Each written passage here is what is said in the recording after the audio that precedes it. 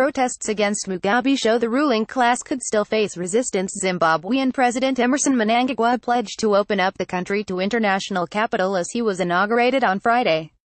It followed mass celebrations at Robert Mugabe's resignation after 37 years last week. Mnangagwa said, "Key choices will have to be made to attract foreign direct investment while transforming our economy.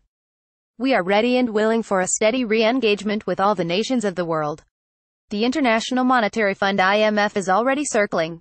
Zimbabwe Mission Chief Jean Leon said, "Immediate action is critical to reduce the deficit to a sustainable level, accelerate structural reforms." And former colonial power Britain, seeing an opportunity to reassert its interests, pledged to support the new government. Zimbabwean capitalism is in deep crisis. The military coup 2 weeks ago that brought Mnangagwa to power was the result of divisions within the ruling class about how to deal with it.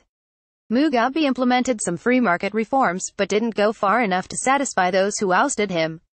The Mnangagwa faction's solution is to go further with free market reforms and normalize relations with Western imperialism. This will mean more suffering for working-class Zimbabweans.